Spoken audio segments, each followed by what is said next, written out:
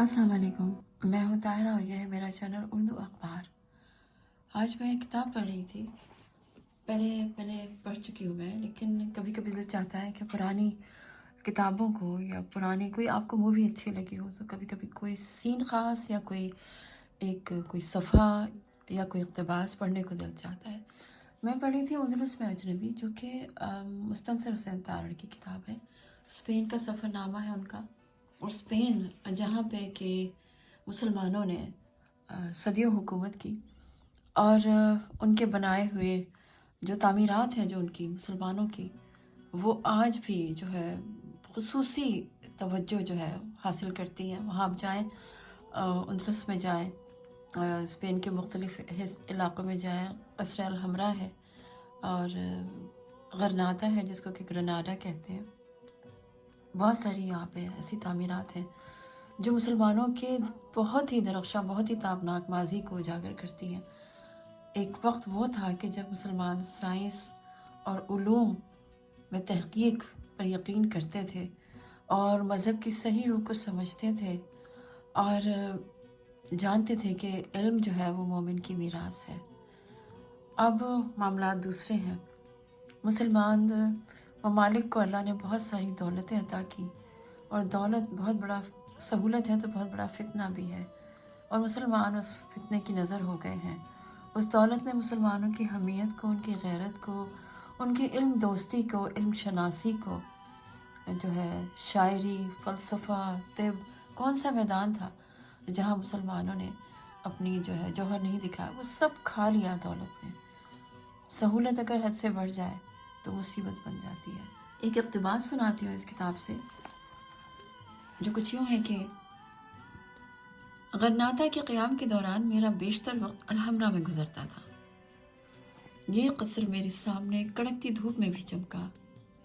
मैंने सहने हिना को बारिश में भीगते देखा और शेरों के सहन को बादलों से ढके आसमान तले अफसुर्दा भी पाया। इन बदलते मौसमों में मैंने अलहमरा के चमकते, भीगते और अफसुर्दा रूप तो देखे, मगर एक रोज़ जो मनाजिर मेरी आंखों के सामने बदले वो मौजज़े की हद तक हैरान कुन थे।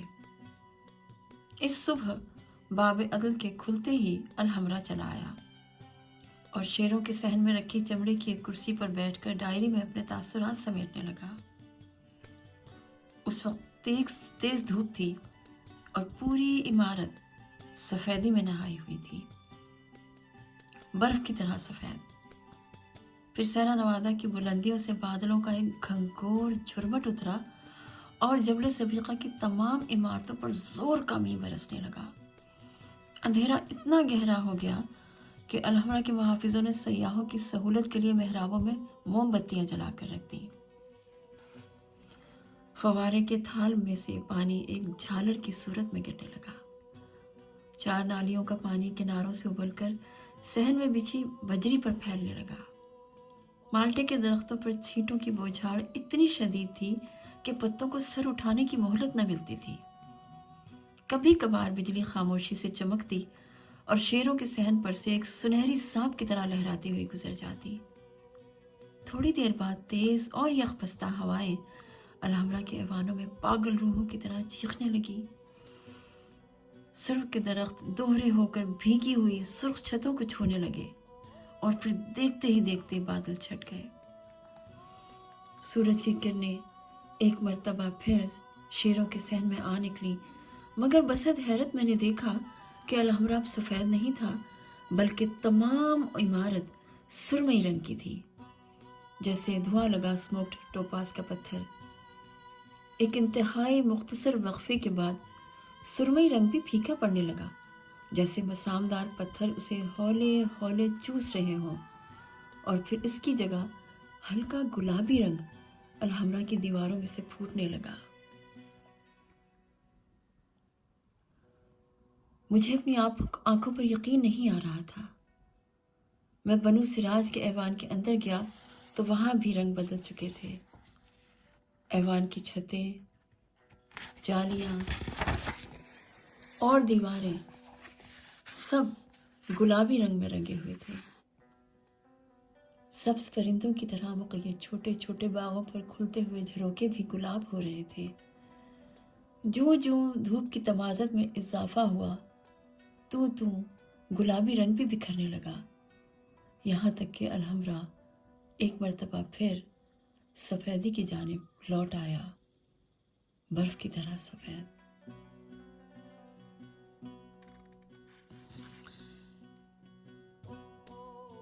इतना जो मैं ये बात पढ़ती हूँ, मुझे ऐसा लगता है कि मेरे अंदर आतिश शौक़ अलहमरा को देखने की, स्पेन जाने की और भी भड़क उठती है। दुनिया के बेशतर हिस्से हैं जहाँ शायद हम सब के ख्वाब होते हैं कि हम कभी जाएंगे, हम कभी वो देखेंगे, लेकिन अल्लाह की दुनिया, अल्लाह की मर्ज़ी, ये सब कुछ हमारे लिए जो है एक कहना चाहिए कि इजाज़तनामा जिसे कि हम कहते हैं, वो अल्लाह की तरफ से ही आता है। ज़िंदा रहे, मोहलत मिली, मौका मिला और अल्लाह का इज़्न हुआ तो ज़रूर जाएंगे और अल्लाह की इस प्यारी ज़मीन को देखेंगे। अल्लाह के बहुत सारे, दुनिया के बहुत सारे ऐसे मकामात हैं जहाँ हम मुसलमान जाने की ख्वाहिश करते हैं।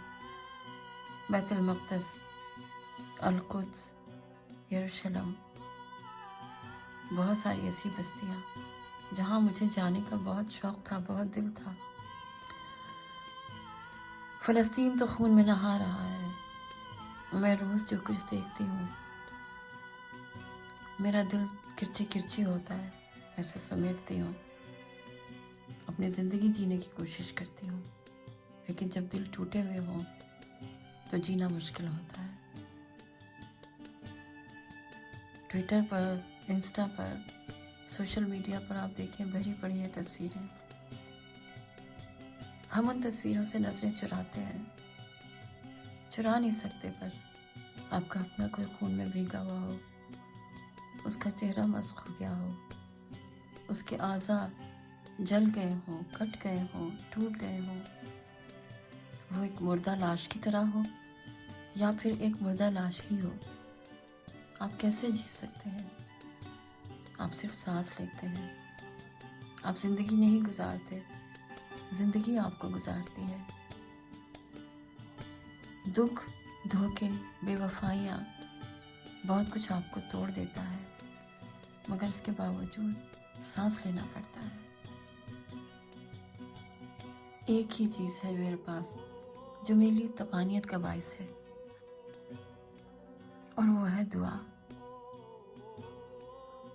अल्लाह